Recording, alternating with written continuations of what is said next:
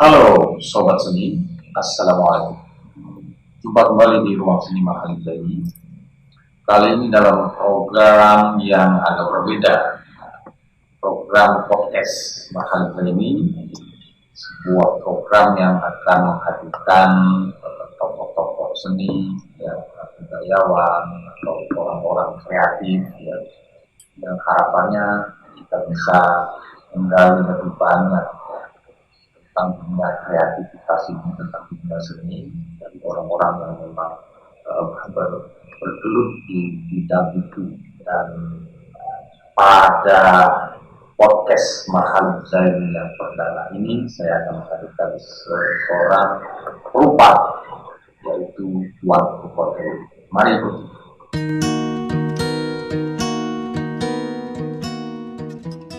Sudah bersama saya Wak Rukon Erwin. Saya manggilnya Wak. Dia juga biasanya manggil saya dengan Wak. Jadi kita sama Wak. Wah, ini sahabat, sahabat lama saya. Sudah sejak lama juga kita bersama-sama di dunia kreativitas seni ini. Saya di dunia sastra, teater, dan sementara Wak Rukon ini dunia kartun, dunia seni rupa, dunia kartun yang di dalam bayangan kita. Kalau menyebut kartun ini biasanya memang orang mengidentikan dengan sesuatu yang lucu, karikatural, kartun, sesuatu yang lucu, sesuatu yang unik, sesuatu yang aneh, tetapi membuat orang tertawa. Nah, dunia-dunia seperti itu yang digeluti oleh Wak Rukon ini. Dan selamat malam, Wak Rukon. Assalamualaikum. Waalaikumsalam. Salam sejahtera. Salam sejahtera. Dan selamat datang di podcast Mahal Zaini di studio Suku Seni. Terima kasih sudah mau hadir. Nah, nanti kita akan berbincang-bincang dan berbagi dengan para sobat seni di channel Mahal Zaini ini, terutama tentang dunia kartun. Nah, sebelum kita lebih jauh berbincang, saya mungkin bisa memperkenalkan sedikit Rukon Erwin ini. Dia juga sudah lama membuat kartun, dan itu bisa kita lihat dengan jejak karyanya itu di dalam 2 buku ini minimal. Yang pertama ada Riau Bustanul Kartun, ini terbit tahun 2017. Ada banyak kartun di sini. Nanti mungkin Wak Rukon bisa ceritakan juga bagaimana tentang buku ini. Dan buku terbaru beliau itu ada Karena Corona. Nah, ini memang aktual ya, karena memang kita hari ini juga masih dalam masa pandemi corona, dan dia mencatatnya, melukisnya, menyimpannya ya, dalam bentuk kartun peristiwa pandemi ini selama 2 tahun. Dan saya kira ini akan menjadi buku yang sangat bersejarah, karena masa-masa pandemi ini adalah masa-masa yang berat bagi kita semua. Oke, sekarang waktu saya ingin waktu itu bercerita tentang dunia kartun ini, tapi awalnya mungkin bisa ceritakan dulu, ini dunia kartun ini dunia apa sebetulnya gitu. Dan nanti kita akan juga ingin tahu seperti apa melukis, apakah bermula dari menggali idenya seperti apa, dan kemudian bagaimana mencurahkan ide itu di dalam. Kalau dalam pandangan masyarakat umum, kalau kita menyebut kartun, itu pasti dengan gambar lucu. Yang kedua juga dengan film buat anak. Ya, karena film kartun itu buat anak masih ya, gambar bergerak dan bersuara. Nah, khusus kartun opini ini, saya akan memposisikan dirinya cerita seperti ini. Karena ini seni visual, tentulah dia berada dalam rumah besar seni rupa. Nah, dalam rumah besar itu ada kamar. Ada kamar besar, namanya kamarnya kita anggap kartun. Nah, dalam kamar kartun itu ada lagi kamar-kamar lagi. Salah satunya yaitu kamar kartun opini. Nah, kartun opini ini bagi saya kartun itu sebagai medium untuk menyampaikan pesan. Nah, karena kartun identik dengan gambar lucu, bagi seorang kartun seperti itu saya, lucu itu hanya siasat. Ketika kita menyampaikan pesan, dan rata-rata pesan itu kritik nilai. Nah, agar orang menerima dengan pesan kita adalah dengan sampai dengan tujuan. Nah, itu yang kartun opini. Kemudian seninya kartun opini itu ya eh, mungkin 70% itu seni menyampaikan pesan. Kemudian seni sudut pandang, memilih sudut pandang. Nah, karena sebagai kartun opini kita harus menentukan opini itu berada di sudut pandang berapa derajat, antara 360 derajat. Nah, visual itu hanya medium. Lucu itu siasatnya. Itu kira kartun opini. Tapi wah ini memang khusus sepertinya spesifik ke kartun opini gitu. Iya, nah karena gini, kartun opini ini kan berangkat dari tradisi di media cetak, di media, tapi dalam konteks ini media cetak. Dan dulu awalnya saya sebagai kartunis sebuah harian Rio Pos sejak tahun 2009. Saya berangkat dari sana hingga tahun 2014 saya baru memutuskan freelance sebagai kartunis opini. Dan sejak itulah terus menerus Saya menetapkan diri dulu sebagai kartunis opini. Selain itu kartun apa lagi Pak jenisnya? Kartun ini ada, kalau kita dunia kartun itu ada kartun gag, kartun humor maksudnya. Jadi memang untuk lucu-lucuan tanpa ada membawa pesan atau isu dan mana-mana. Kemudian ya kartun opini dan itu tidak identik dengan kartun editorial. Cuman kalau kartun editorial berarti kartunisnya itu ada di media dan dia menyuarakan editorial media itu melalui kartun. Kartun opini lebih kita bisa lebih bebas. 2014 saya freelance. Jadi itu sudut pandang bagi opini kartunisme. Jadi lebih luas dibanding kartun editorial. Dan bagi media massa sepertinya menjadi tradisi gitu ya. Karena saya lihat dulu koran-koran itu hampir semua koran selalu ada ya kan. Iya. Apakah itu memang sudah menjadi ini tradisi ya? Iya, bahkan bukan tradisi itu sih keniscayaan bagi sebuah media, terutama media cetak. Karena kan kartun editorial itu sebuah media cetak itu pasti punya tajuk editorial. Itu kan opini redaksional dari media tersebut. Nah itu disampaikan dalam bentuk tulisan, dalam bentuk tajuk tadi, tapi juga disampaikan dalam bentuk visual yaitu kartun opini. Berarti memang selain kartun sebagai karya seni, opininya ini sebetulnya yang substansinya itu di substan itu kan.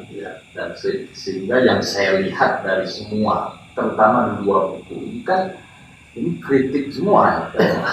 Menyentilnya ini keras loh. Kalau saya tengok ya, wah kok ini belakangan juga di media sosial saya lihat terus itu, dan itu setiap hari, hampir setiap hari. Mungkin sehari itu ada 2 atau 3 saya tengok kan, saya cek itu, dan itu selalu merepresentasikan kegelisahan masyarakat hari ini, dan yang saya tangkap adalah keunikannya, dan Wak menangkapnya dengan sangat cepat dan kemudian mengolah ide itu menjadi sesuatu yang ironi menurut saya. Tidak hanya orang ketawanya itu tidak ketawa besar, tapi ketawa kecil, tidak ketawa tapi juga ini gitu ya.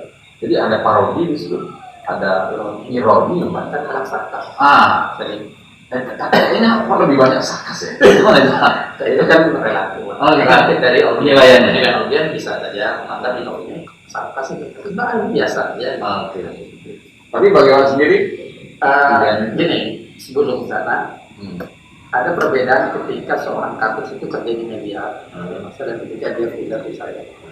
Ketika dia kerja di NASA, dia punya batasan yang batas itu kebijakan redaksi di mana dia tertentu. Kalau saya menangkan kartu kopi, karena itu juga bersifat subjektif. Sudut pandang saya pribadi. Nah makanya ketika saya freelance yang 2014, pilihan tema-tema yang saya angkat di kartu itu sangat luas. Apa saja saya lakukan, itu saya ini baru sebutkan yang menjadi fenomena masyarakat yang disuarakan saya sama. Maka resikonya ya, itu pribadi. Kartun opini ya, pandang pribadi. Tapi sepertinya kartun opini ini beresiko juga nampaknya, karena saya tengok dari kritik-kritik yang pedas itu, ada tak pengalaman Wak selama ini kira-kira yang membahayakan gitu? Ada tak? Sebenarnya bukan kurang tepat kalau berisiko. Saya lebih suka punya konsekuensi sebuah pilihan. Jadi kami ini khususnya ini. Nah kartun opini sesuai dengan namanya opini, berarti kan lebih subjektif sudut pandang kartunisnya. Nah ketika kita membuat kartun opini sebagai kartunis freelance, konsekuensi dari kartun yang diterbitkan itu kan bisa banyak konsekuensi, banyak positif maupun negatif gitu kan. Dan itu resikonya pada diri kita. Nah, pengalaman saya sebagai kartunis ada yang maksudnya menimbulkan efek negatif itu ada.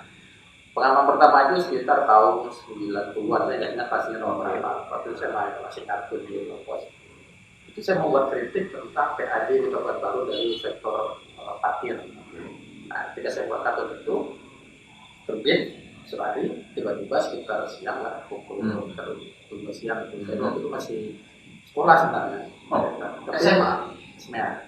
Jadi siang itu saya main kartun redaksi. Itu saya buat kartun, tiba-tiba datang seorang tokoh redaksi itu lantai 2, badan besar, dan membanting kunci mobil di meja pemimpin redaksi. Saya kira berdiri sekitar 8 meter lah dari meja redaksi, saya membantu perwajahan. Ya, yang saya dengar kalimat itu, dia banting kunci mobil di meja redaksi. Dia bilang, siapa yang membuat gambar ini? Saya berdiri sekitar 8 meter dari sana, dan waktu itu masih remaja lah. Kena mental. Saya langsung lari ke bawah. Dari ikut rapat? Iya, waktu itu belum rapat. Saya langsung ke bawah dan saya tidak tahu apa kejadiannya. Keesokan harinya, supir taksi, Pak Rida waktu itu. Biasa aja, seperti nggak ada masalah apa-apa. Tapi belakangan saya kan nanya-nanya, rupanya dia ini seorang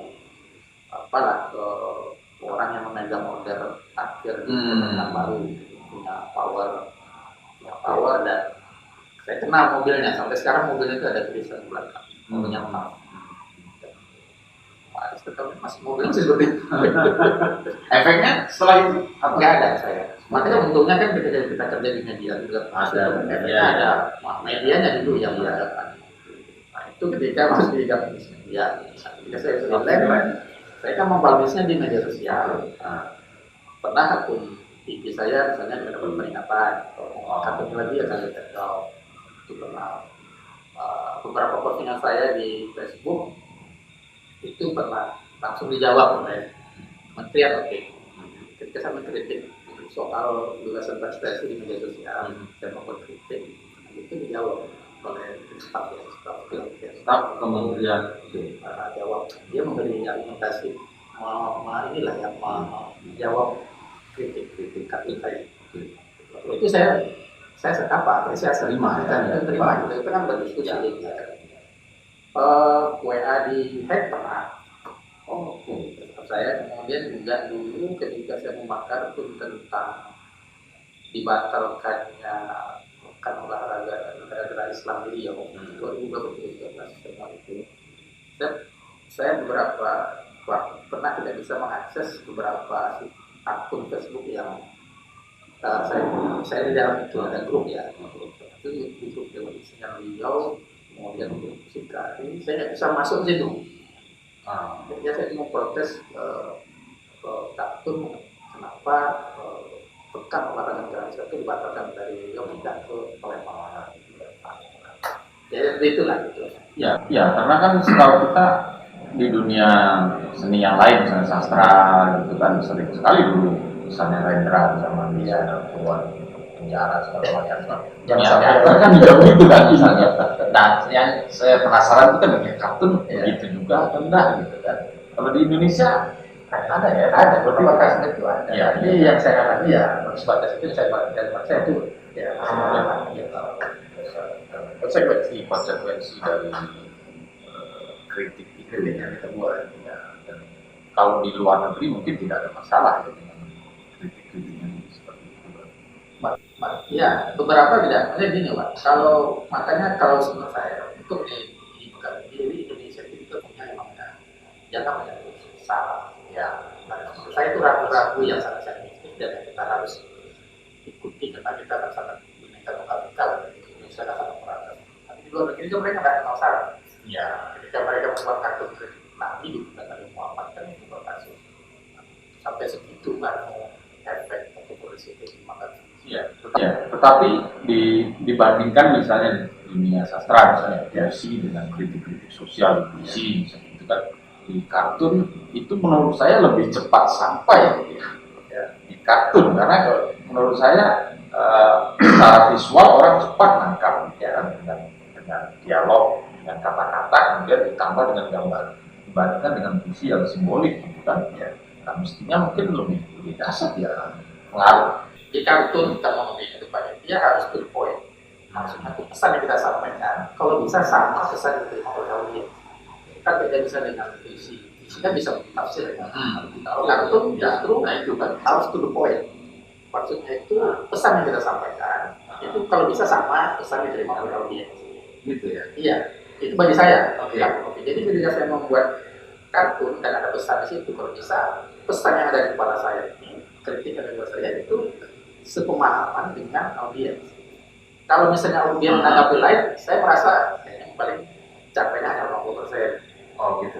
Tapi memang ada sih kartun politik ataupun kartun opini yang membuat agak bias. Jadi tidak to the point, misalnya mengkritik seorang tokoh. Dibuat agak umum, ada. Jadi dia multitafsir. Jadi Agak multitafsir. Kalau tapi bagi Wak Rukon sendiri lebih senang kalau itu tafsir tunggal sesuai dengan keinginan pesan itu kan? Ya, bagi saya proses saya pembuatan mungkin ketika saya menjadi kapasitas media, saya lebih memilih yang pesannya itu agak pesannya itu umum. Jadi kritiknya itu bisa multitafsir lah gitu. Mungkin dia mungkin A, B, C. Tapi ketika saya putus itu sebagai freelance, tidak ada lagi batasan media yang media terhadap publikasinya. Itu semua kata saya lebih memilih karena itu lebih poin. Pernah nggak kartun opini kemudian selain tadi itu ya direspon langsung oleh misalnya ya yang dikritisi gitu kan? Nah, itu kemudian betul-betul berubah. Kritik itu betul-betul dilakukan dan kemudian ibaratnya kartun ini itu memberikan perubahan terhadap kebijakan misalnya, itu pernah nggak terjadi? Saya merasa ada beberapa, tapi mungkin ini nanti dibilang saya GR sendiri ya. Nah, maksudnya kan seperti ini di cover kartun ini kan ketika saya mengkritik kebijakan pemerintah ketika awal-awal corona di saat negara-negara lain membatasi, nah kita kan waktu itu lagi jor-joran buka destinasi wisata, saya mengkritiknya. Nah di tahun 2021 atau 2022 ya, ketika Omicron mulai pemerintah membatasi itu kemarin luar negeri beberapa negara. Saya merasa itu respon dari kritik kan bukan saya saja yang mengkritik, tapi kenapa waktu itu saya ikut membuat kritik dengan konteks itu. Saya sampai buat postingan di akun Facebook. Pengalaman adalah hubungan terbaik. Jadi saya posting gambar ini dengan potongan berita yang terbit di media bahwa pemerintah membatasi hubungan luar negeri. Bulan apa yang saya merasa itu respon yang bagus. Maksudnya terbangun karena antara kritik, diskusi dan pengaruh itu bagus. Kalau bisa jadi orang nggak kayak kartusnya aja gitu. Tapi menurut saya merasa ada di dalam bagian itu, kontribusinya ada, karena kan kartu ini sempat viral, yang di cover sempat viral, dan di ribuan kali retweet.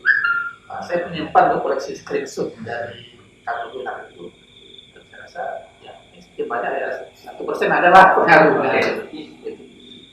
Berarti ini kita sobat seni kita penasaran ya bagaimana Pak Rukon membuat ini ya membuat gambar kan dia saya lihat sangat cepat produktif gitu, jadi kadang sehari sampai 2 atau 3 bahkan mungkin bisa lebih gitu. Dan ini bagaimana cara kerjanya mulai menangkap gejala sosial, fenomena sosial yang mengganggu dan sampai menjadi gambar. Dia gini, kalau soal ide memang ada kadang-kadang itu datang sendiri ataupun di-trigger oleh orang, kawan, postingan dan sosial. Ada juga ide itu memang saya harus melakukan mencari referensi banyak-banyaknya.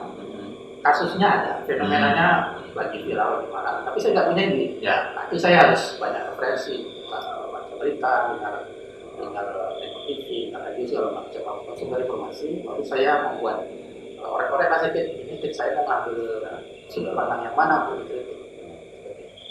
Tapi ada juga yang memang kadang ide itu datang. Nah setelah ide ada, itu nggak pernah gampang. Tergantung kerumitan gambarnya. Ada yang saya mungkin sejam siang, ada yang bisa 3 jam, 5 jam. Oh, Yang mana siang. dan manual? Manual. Dan makanya kami saya udah bilang dari awal bahwa 70% kartu mobil ini kan pesan, visual itu hanya medium. Makanya saya kartu saya itu hitam putih. Dan saya berusaha sesimpel mungkin membuatnya. Makanya saya lupa ketika dia ada gambar sudah mantap. Ya kan ide itu kan tidak hanya ide, karena saya lihat kan sangat butuh kecerdasan gitu untuk mengolah ide itu, mengambil angle ini tadi ya. Yang kemudian orang tidak menduga bahwa itu, saya misalnya melihat kartu itu, saya tidak menduga kalau itu yang disampaikan. Orang terkejut-kejut gitu kan ya. Bagaimana sampai fase ke situ tuh? Ya itulah makanya kan seni kartun itu seni sampai pesan dan seni memilih sudut pandang. Kadang-kadang kritik ini kan ada juga yang garing. Ya itu dia. Ya itu dia. Jadi kan membosankan juga. Gitu. Banyak orang sudah tahu ini kan gini juga dulu gitu kan. Nah, Sama seperti misalnya kritik ini, ketika kritik misalnya kerusakan lingkungan, itu kan semua dari dulu itu ya. Nah bagi saya kartun ini satu lagi karena saya banyak buat kartun, saya berusaha memang mencari sudut pandang yang rasanya belum pernah dibuat orang. Oleh saya sendiri pun tidak pernah jadi pengulangan. Ya. Dan itu biasanya kalau saya punya data ide, saya biasanya searching dulu ke internet lah orang gambar dan kira-kira ada nggak ide-ide yang sudah digarap oleh artis Sidoarjo. Kalau ada saya biasanya agak ganti atau ganti sudut pandangnya. Tapi kalau saya tidak ada dan rasanya original, itu original lah kan. Saya garap. Jadi bisa di mana saja berarti ya. Misalnya kalau sedang di mana, ya gambar atau harus di rumah. Bisa di mana saja. Saya kemana-mana itu kan bawa, jadi malam ini lah. Saya mau bawa perangkat, saya bawa perangkat, bawa kertas, papan alas gambar, kemudian bawa alat gambar, pena, pensil. Begitu ide sudah dapat dan itu prosesnya sangat cepat. Ya, biasanya kalau saya dapat ide, saya kalau tidak bisa buat sekedar untuk merekam itu, saya menulisnya di handphone, saya tulis gitu teks idenya ini, ketiknya ini. Ketika ada kesempatan gambar. Tapi kalau saya bisa ada kesempatan gambar, saya buat sketch dulu. Nanti mungkin kayak di rumah mungkin dijarah gitu. Bisa memberi ini ya pencerahan dan mungkin bisa memberikan gambaran juga kepada sobat-sobat bagaimana cara proses kreatif dari seorang tukang LED. Nah, setelah kita coba tanya soal di Riau, punya kartun di Riau ini kan dulu setahu saya waktu punya Sekari ada komunitas-komunitas kartun yang terlibat sejak awal saya tengok itu kan, dan sampai sekarang itu masih ada seperti apa? Masih ada kartunis sendiri cukup banyak. Banyak. Jadi sekarang kayaknya bisa ya kita kecil Pak. Ya, karena saya itu berdiri bersama warga kecil. Oke. Nah, kita dulu jadi itu tahun 98.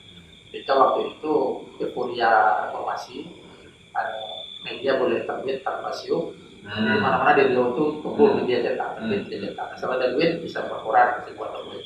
Nah, kita kan relatif punya kartu namanya waktu itu kami bisa. Itulah makanya kami membuat komunitas namanya Sekari Singkatan. Itu banyak teman-teman yang bergabung, siswa terutama yang mahasiswa yang kritis dan suka rata-rata emang kartu opini semua. Iya, karena medianya memang waktu itu kan media cetak, belum ada media sosial. Berarti para jurnalis di media cetak waktu itu iya, bisa kebanyakan freelance. Nah, mahasiswa juga banyak. Nah, berkembang kemudian sejak tahun 2011 itu kami baru saya mau inikan lagi sekali, tapi lebih menjadi anak-anak muda gabung sampai sekali kemarin rutin membuat pameran, kan baru buat festival ada 7 kali sampai membuat pameran, memberikan majalah. Jadi potensi untuk kartunis di Riau itu banyak. Tapi ketika dalam perjalanan proses berkomunitas itu kan masing-masing internet ada yang menggunakan kartunis, ada yang suka komik post gitu, untuk kerja lain. Sobat Seni, demikian perbincangan saya dengan Tuan Furqon LW. Semoga menginspirasi dan tunggu podcast Marhalim Zaini berikutnya. Salam sehat. Assalamualaikum warahmatullahi wabarakatuh.